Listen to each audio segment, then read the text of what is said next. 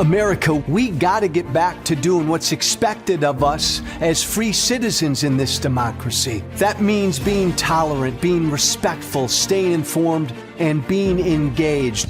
I'm former Congressman Joe Walsh. Follow me here and join the millions of Americans who are renewing their social contract with each other. The social contract, it's on us.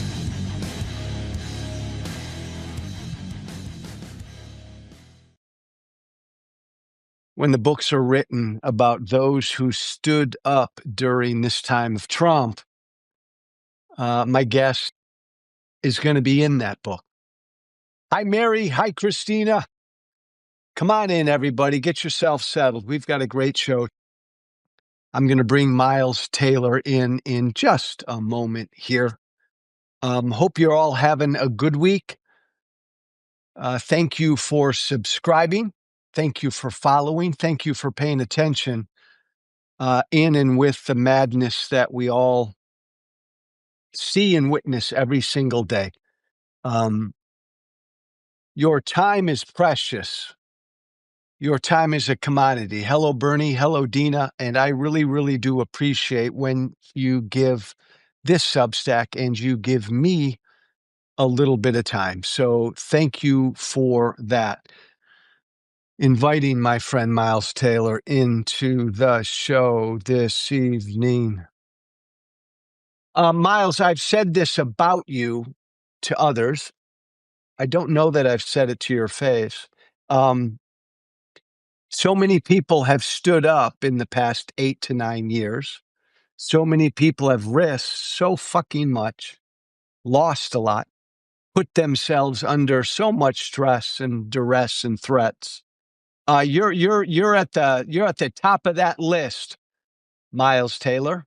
I mean that. So before we get started, I just want to thank you for everything you've done and for how you have stood up all these years.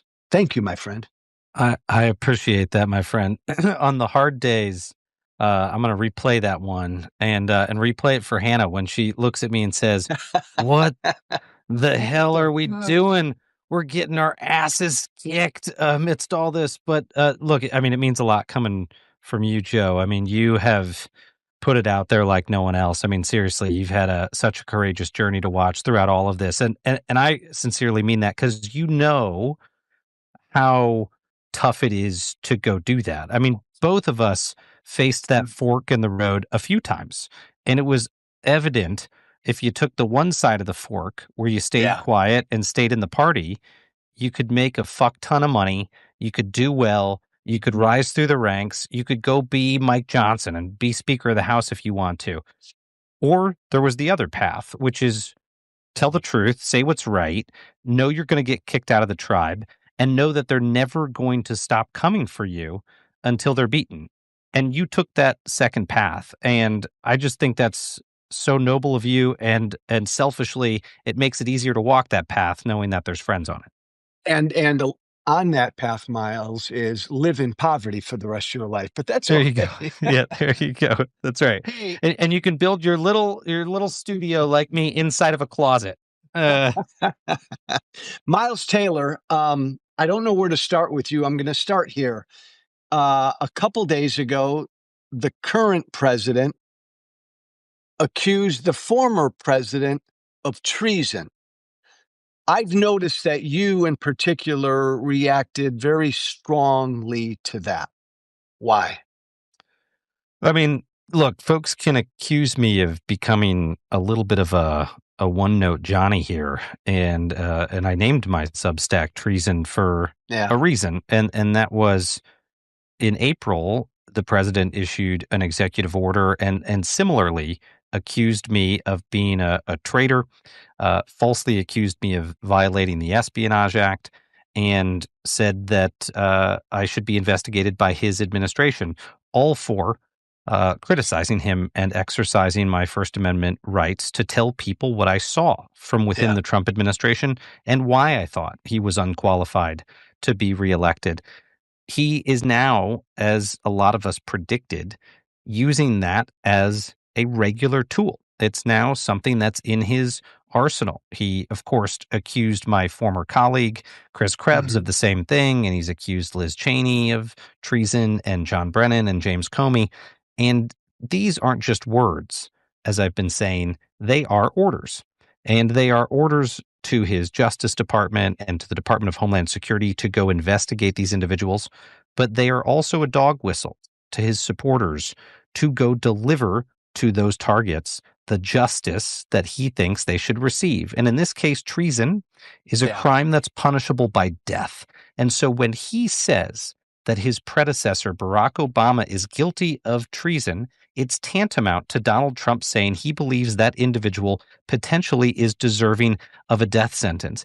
And you cannot overstate how volatile of a climate it is for the president of the United States to say that about someone, especially a president of the United States that was a couple of inches away from being killed by an assassin's bullet. I mean, it Yeah. boggles my mind that this is not and won't remain front page news every day that the president has said this, but he is flooding the zone so much right now because of his desire to distract attention from Epstein that I worry that we'll just move on rapidly from this moment. But you know who won't? The people who won't are the hardcore followers, Yeah. not just the hardcore followers, the militant followers who want to do harm to the people Donald Trump says are deserving of it. That's what worries me. And me and my family have experienced that firsthand. We've been dealing with the MAGA stalkers. We've been dealing with the death threats in very literal ways. And now the president's doing that to other people, more high profile people than us, like the former President Barack Obama. You and I being public people opposing him, that alone means you live with regular threats. But Miles, and you don't need to get specific with me, but just when he did call you out by name in April and sicked the Justice Department onto you, and in essence sicked his supporters onto you. Just broadly speaking, how has that changed your day-to-day life? I mean, I'll give you an example. I mean, just in the past few weeks, I've been in court and legal proceedings against lunatics who've issued threats against my wife, my infant daughter, family members. That's how crazy it gets. I mean, people go on television and they talk about threats, but when this manifests in your life, it has a very dramatic effect on your life. And I can see why, and I understand why facing the prospect of that, a lot of folks say, "Oh, hell no. I'm Yeah. just gonna keep my head down." But unfortunately, that makes it easier and easier for people to use the intimidation as a weapon, and we are seeing this happen at scale. But, Joe, to get very visceral about it, I've been saying this the past 2 days or so to folks. We had to get to a place where we bought enough firearms that you could be anywhere on our property and be no more than 5 seconds away Mhm. from a weapon because we can't afford to be more than 5 seconds away given some of the threats that are out there. That's scary shit, man, and Yeah. I don't wish that upon anyone, and I would have never imagined I'd be out here all the time talking about this type of thing, but I keep talking about it because I really wanna drill it into people's heads. This is the United States of America I'm describing. I engaged in protected First Amendment speech against a man I think is a very, very bad man. But people don't have to agree with me about Donald Trump. They could disagree with me vehemently about Donald Trump, but they should agree with me vehemently that political speech is not deserving of violence and death threats, especially to your family members, especially to children.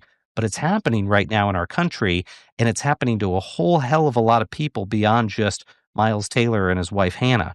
It's become endemic, and that to me is one of the most alarming signs about our future as a country. Well, and Miles, to your credit, you actually issued a warning.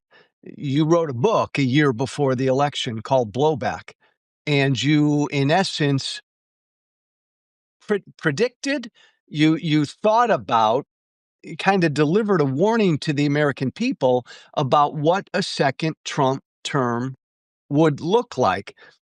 So much of what you thought or anticipated, sadly, has come to fruition. What jumps out at you the most when you look back at what you wrote a year before the election? If he Yeah. wins, this is what we could face. What really kind of jumps out at you? I mean, I always say that I'm not Nostradamus, but when it came to the idea of a second term being solely focused on revenge, Yeah, I nailed it. yeah. You go back and you read the book, I forecast almost every weaponization of federal power we have seen so far. What worries me, what jumps out, are the things that haven't yet happened Mhm. that I wrote about in there that I think are liable to happen. And one of those categories would be what I describe as novel national security powers. In other Mm. words, the things that we normally ascribe to a commander in chief in wartime: surveillance powers, the use of the intelligence community against adversaries, and other things that the president can do in sort of break glass in case of emergency situations. I worry about those tools being weaponized against his domestic political enemies. Yeah. And we've seen a lot of that happen. We've seen the deployment of troops in Los Angeles. But if folks can believe it, it can and I think will get worse. And Donald Trump will take that to the next level. And this week, I think we got one of the best indicators that that is possible, because the head of the spy agencies, the head of the intelligence community, Mm. Tulsi Gabbard, came out with this absolutely bonkers conspiracy theory suggesting that Barack Obama had engaged in treasonous activity to set Donald Trump up in 2016. Eh, Totally absurd. But if she's willing to do that, Joe, I don't doubt she's willing to do some of the other things that I forecast could happen in Blowback. And if we cross that Rubicon Yeah. into the president spying on his own people and spying on the opposition, it will make Watergate look like a kid who pocketed a piece of candy in the Kroger. I mean, it will make Watergate look so pedestrian by comparison. And unfortunately, I think the inertia is headed that direction. Is it the Obama committed treason? Tulsi Gabbard comes out with this, Miles. Is it, obviously it's Trump? Is it just a distraction from Epstein, or is there something more going on? Uh, No, Um, I think there's more than that. And much like we used to say about in the counterterrorism community about Osama bin Laden in the post 9/11 years, you have to take his words seriously. And we mhm. said that about bin Laden because people would say his rhetoric was so messianic, you couldn't take it seriously. And Yeah. yet, Al Qaeda's aims were messianic.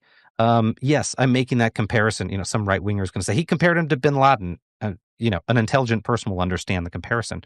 In the case of Trump, you have to take his words seriously because as messianic and grandiose as they are, he means a lot of them. And he has broadcast, that's why I say I'm not Nostradamus. He's broadcast this revenge tour that he is on.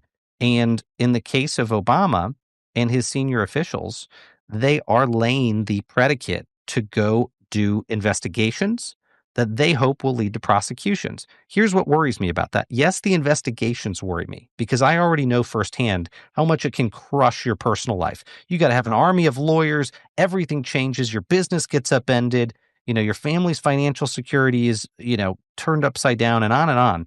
They already know that. They know that the investigations can ruin the lives of these former Obama administration officials that they might target. But it's beyond that. It's the potential prosecutions. And I'll tell you why I'm worried about that, because in normal times you would say, well, maybe in the first term of Donald Trump, they would have the balls to go investigate these people even though no crime was committed. But they could never bring charges because no crime was committed. But this Justice Department has shown they don't really care about the law. So I strongly suspect in the next 3.5 years or more of this man being president, we are going to see false charges brought against innocent people. And we've never experienced that as a country. And what's extra scary about that is we've all grown up giving the government the presumption that if they find evidence, oh, then someone did something bad. So they're going to go out and further detonate people's lives by bringing false charges against them and forcing them into what is likely to be multi-year struggles against a wayward Justice Department to clear their names. That might include me and my family. I mean, we're Yeah. prepared for that possibility. And now that I see the president using that same language about other people, suggests that they're going to keep going down that list to try to ruin people's lives. It happened. Miles, how did it happen? Not how did Trump come on the scene. I don't want to revisit that, but how I do a lot of media, you do a lot of media. I do not believe fascism is creeping its way toward us. Autocracy, I think it's here. And he is an autocrat. He is a tyrant. How did it get this far?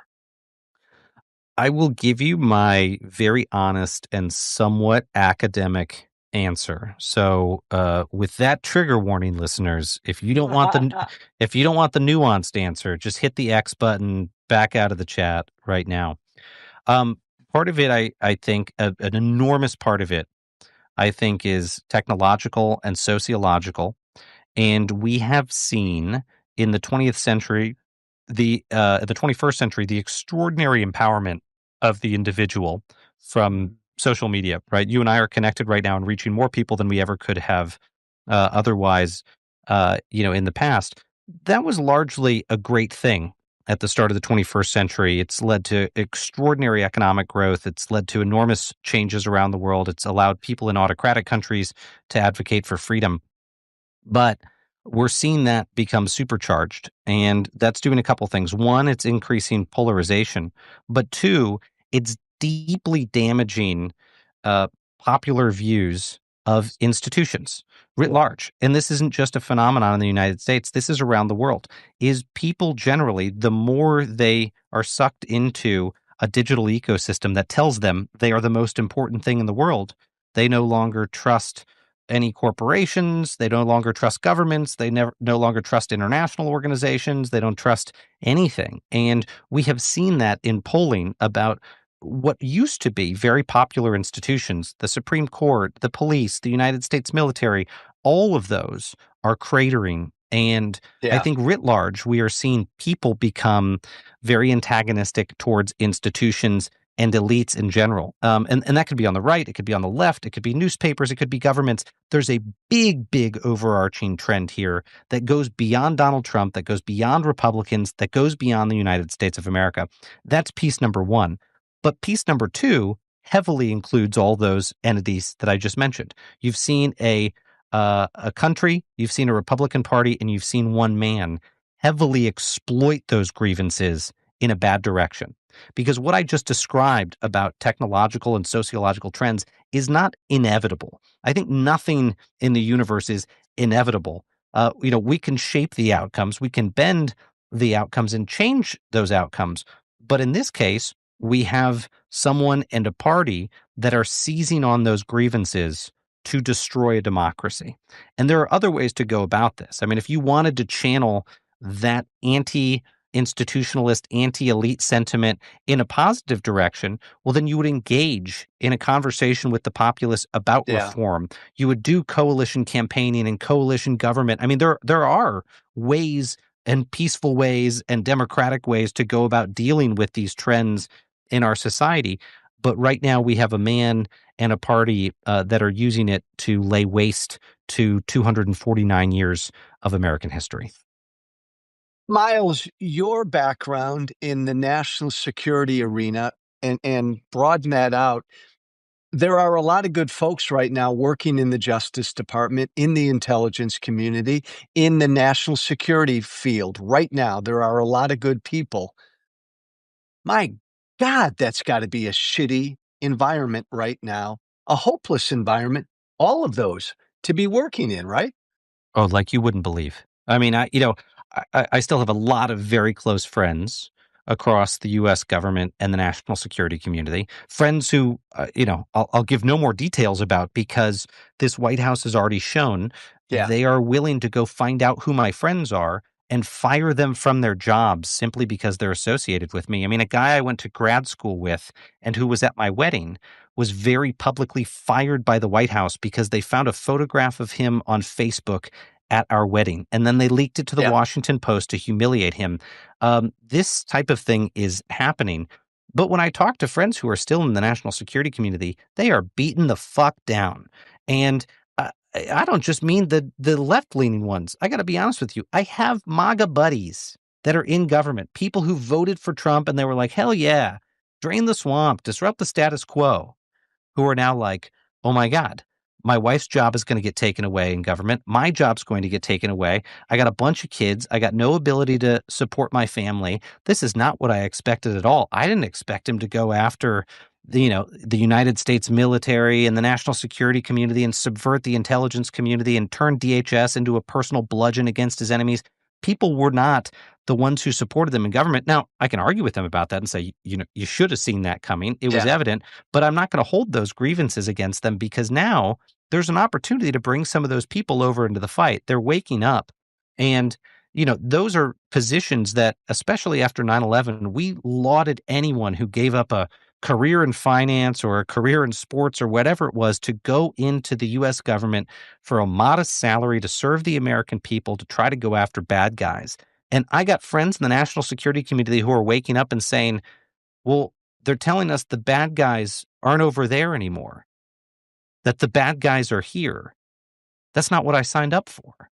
And that's really scary shit, Yeah. especially when they are people that supported Donald Trump and they're coming to this realization that, yeah, he wants them to go after his enemies, whether they're migrants or whether they're named Miles Taylor.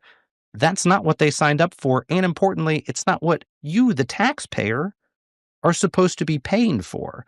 You're not supposed to pay for one man to go use your money to get revenge against his enemies, but it's happening. Donald Trump right now is spending billions and billions of dollars in a retribution campaign that has no parallel, not just in American history, but in any modern history in the Western world. That is really something. Miles, who's guilty of this? But we've normalized this.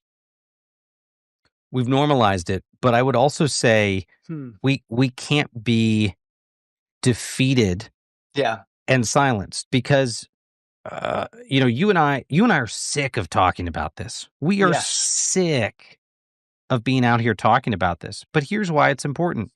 Because those individuals I mentioned, friends who might have, been right-leaning, Trump supporting in government, are still starting to wake up. Every day Yeah. there are people who are waking up, and they can't wake up and then see, oh, there is no tribe out there. I can't leave this tribe. There is no tribe of the tribeless. I got to just stay in the Republican Party. No one's out there talking about how insane this is. No, they need to see that other people are awake like them. And that means continuing to talk about it, continuing to be out there.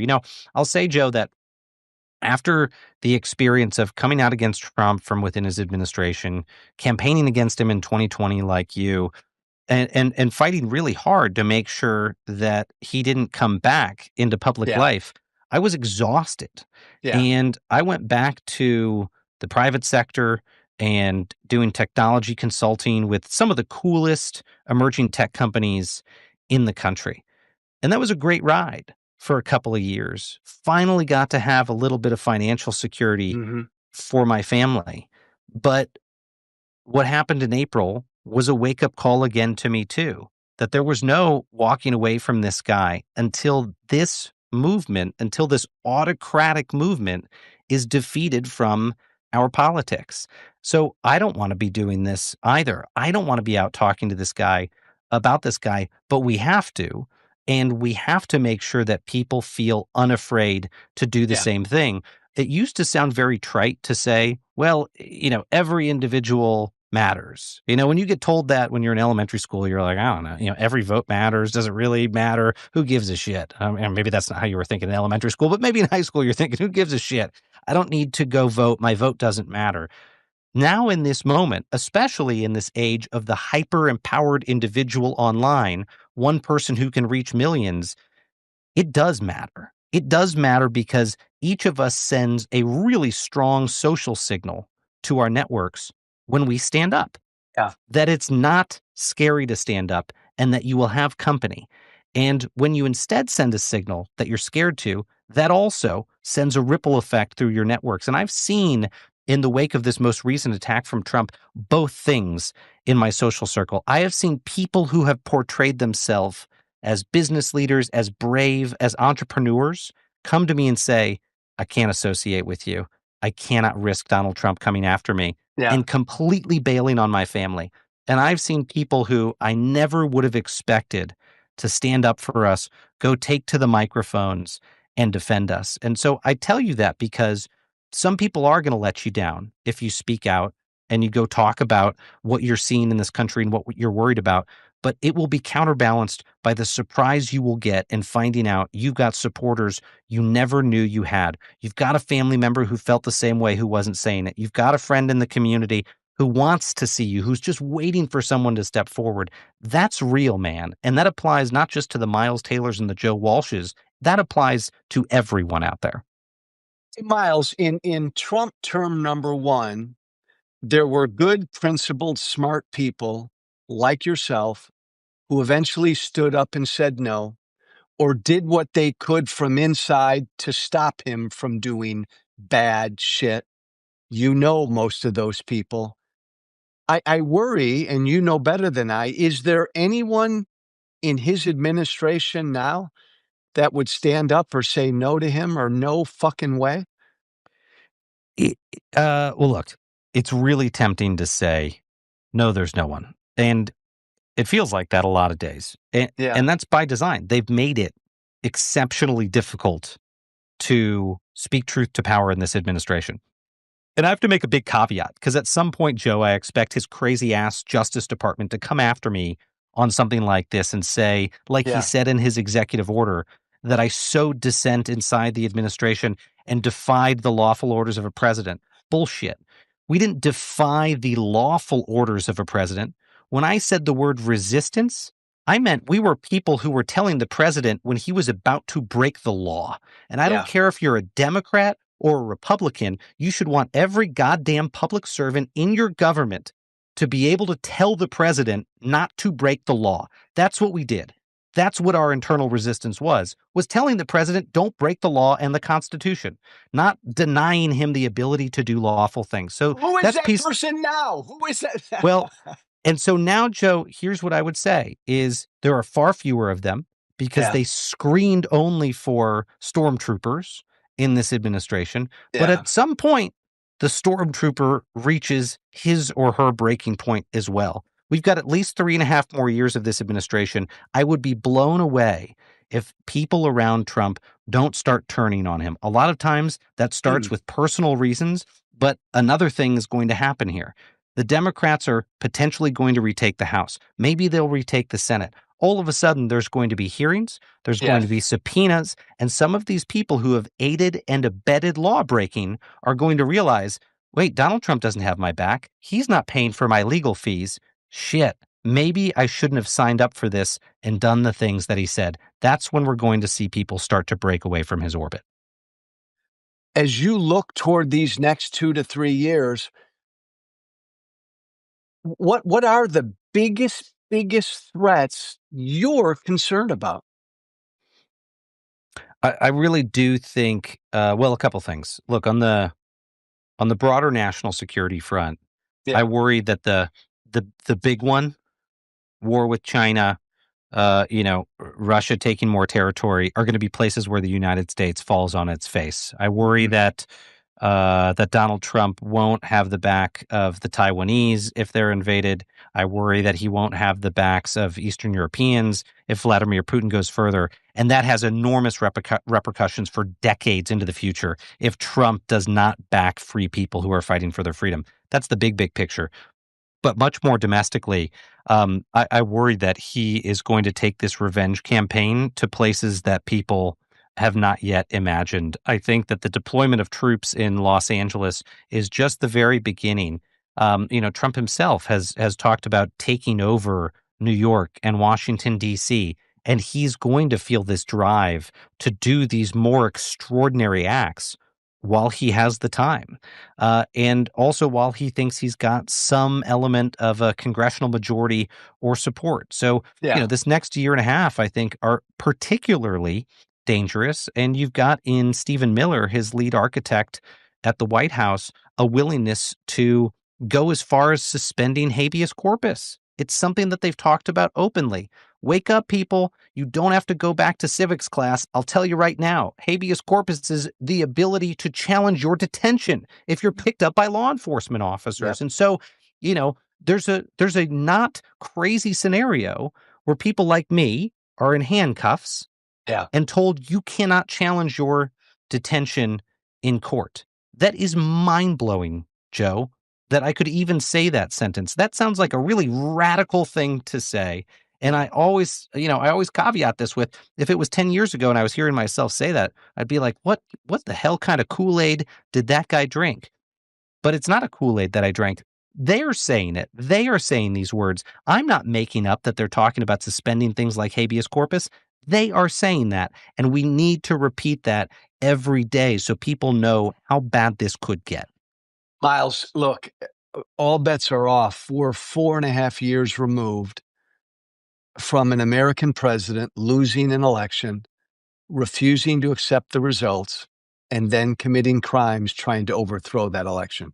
That fucking happened here. So don't anybody tell me something couldn't happen.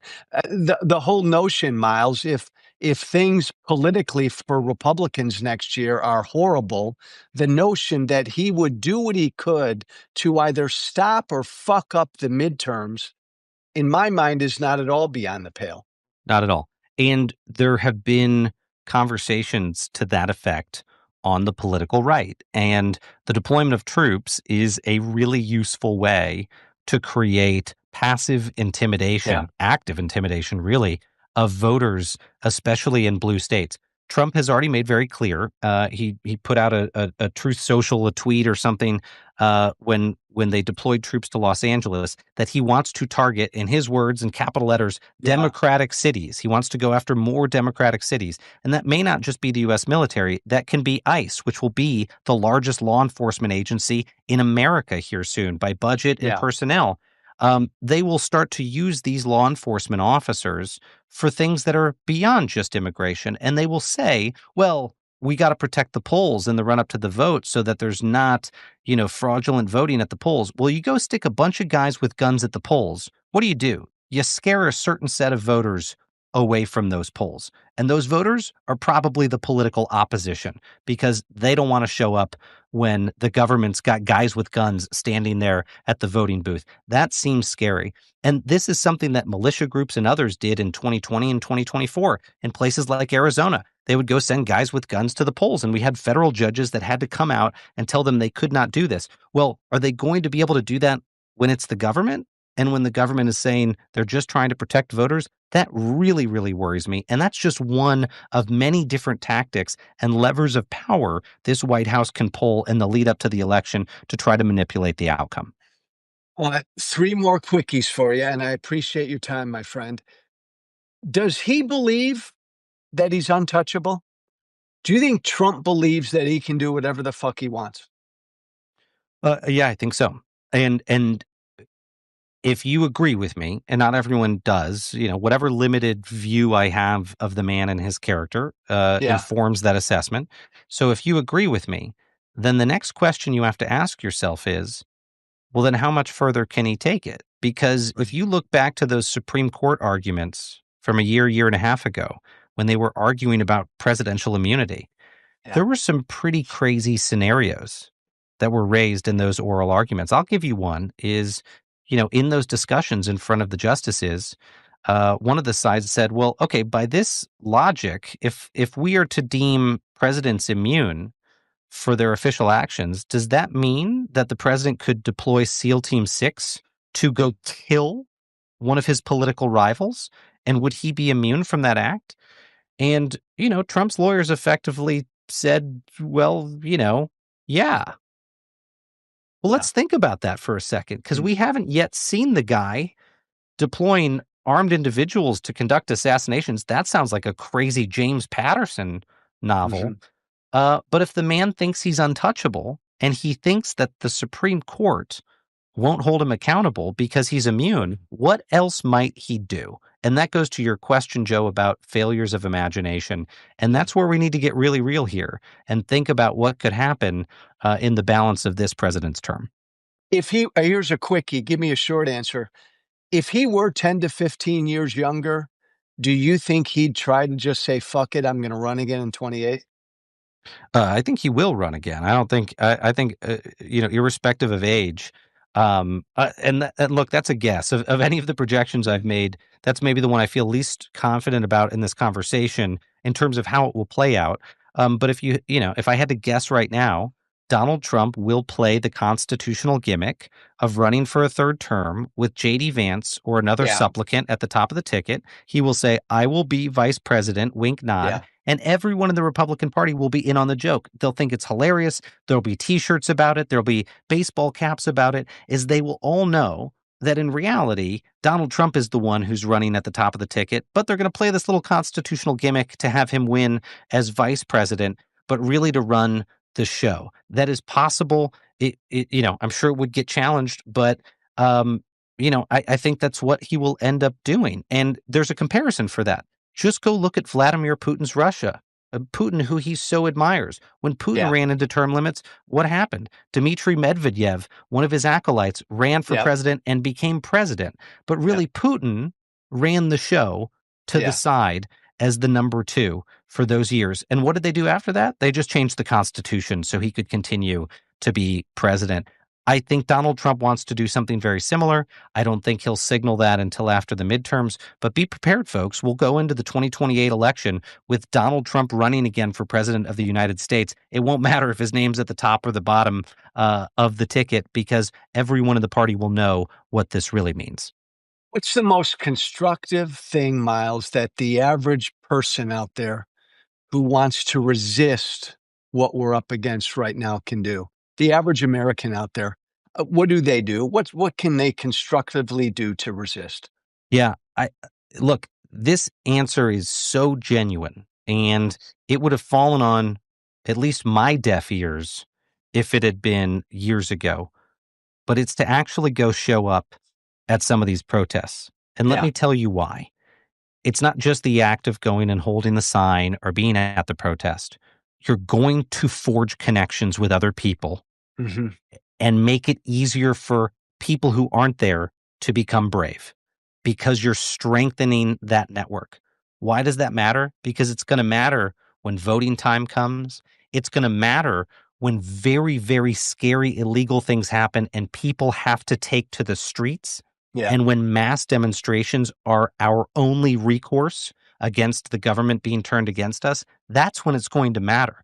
So it may not feel like going out for a No King's Day protest is the most patriotic and impactful thing you can do in that moment. But believe me, you're going to look back 1, 2, 3 years from now when things get really, really bad and say, I'm glad I showed up, because I started to get connected to those people in that network, and it made it so much easier for you to go help mobilize your communities when it got really, really bad. Because it's going to get worse, Joe. I hate to Yeah. be pessimistic about that. My friends call me Mr. Brightside. Great Killer song, and I tend to have a positive outlook in life. But this is going to get worse, and people have got to start uniting. So at that next big protest, go out there, show up, take a sign. If you don't want to take a sign, go hand out water to people, but get to know people. Practice that muscle memory, because we're in it now. We're in it now. And like you've seen in Eastern European countries and quasi-autocratic countries, there is likely to come a moment where your Congress isn't going to be able to stop it. Yeah. Your Supreme Court isn't going to be able to stop it. And it's going to have to be civil unrest in a nonviolent fashion, people going out into the streets to show Bingo. that they don't support what's happening. That is likely to come. Bingo. Last question, personal question. You are, in essence, being hunted right now by this president, this fascist in the White House. You're being threatened. You're being investigated. You're doing what you can to protect you and your family. You are a target. Trump has made you, by name, a target. Miles, my friend, how do you balance that with your insistence upon and your drive to speak out, because you will not stop speaking out. How do you balance those two?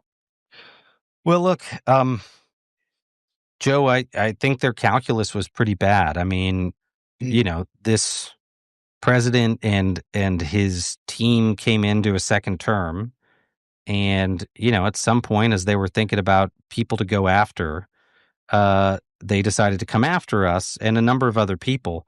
And I think that's interesting logic, because here's a guy who detonated his entire life to go expose a president's wrongdoing Mhm. and has very little left to lose. Mhm.